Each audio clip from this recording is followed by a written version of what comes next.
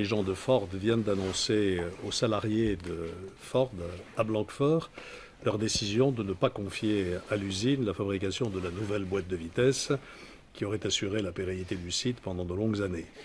On nous a fait attendre semaine après semaine, mois après mois, nous expliquant que la décision pourrait être favorable. Aujourd'hui, elle est hélas négative et je le regrette profondément puisque cette décision met en cause l'avenir du site. Comme vous le savez, nous nous sommes tous mobilisés, la région, la métropole, l'État, bien entendu, l'ensemble des collectivités concernées pour défendre ce site, y compris en investissant des fonds publics pour aider l'entreprise à se moderniser. Bien, aujourd'hui, nous prenons acte, bien sûr, de cette décision avec un grand regret et je comprends parfaitement l'émotion des salariés et de leurs organisations représentatives. Nous demandons donc, et je demande très instamment au ministre de l'économie, à Bruno Le Maire, de nous réunir pour voir les décisions à prendre, la façon de suivre maintenant ce dossier. Je crois que c'est son projet d'ailleurs. Rendez-vous doit être fixé d'ici la fin de la semaine. Il s'agit d'assurer le retournement, je crois que c'est le mot technique qu'on emploie, disons la reconversion de ce site pour maintenir son activité industrielle. Vous savez que c'est un site industriel emblématique dans notre agglomération et également la pérennité du millier d'emplois qui existe toujours à Blanquefort. Voilà, je ne peux pas en dire plus à ce stade, mais nous sommes tout à fait mobilisés pour que Ford assure ou assume ses responsabilités. Beaucoup d'argent public investi, j'imagine qu'on peut le chiffrer, ça impose quand même un certain nombre d'obligations où réellement Ford peut dire nous on arrête.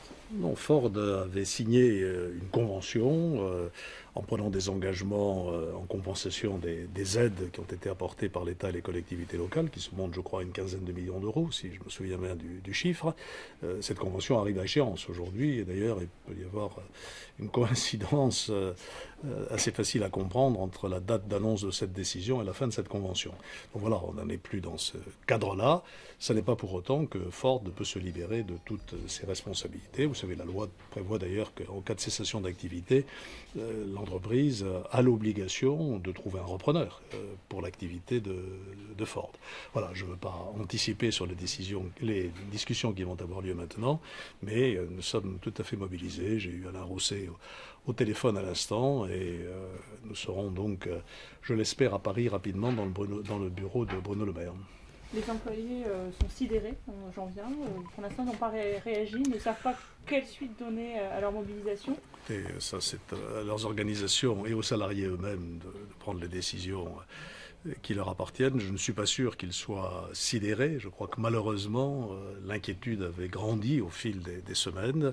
On nous avait annoncé une décision pour la fin de l'année dernière, puis pour le mois de janvier, et ainsi de suite. Donc on voyait bien que les raisons d'inquiétude ne cessaient d'augmenter sur la détermination de Ford. Malheureusement, la confirmation vient d'arriver aujourd'hui. Quand vous parlez du calendrier de la Convention, est-ce que selon vous, il faut y avoir une forme de cynisme? Après tout, on a pris l'argent et puis... Il ne s'agit pas de polémiquer, il s'agit maintenant de trouver des solutions qui garantissent, je le répète, l'emploi et l'activité industrielle. Je rappelle que cette usine, dont Jacques Chaban-Delmas avait obtenu l'implantation sur notre territoire, est un peu une usine, ou était une usine phare de l'activité industrielle de la métropole. Et nous sommes donc très attachés, les élus de Blanquefort, les élus de la métropole, les élus régionaux, à sa pérennité.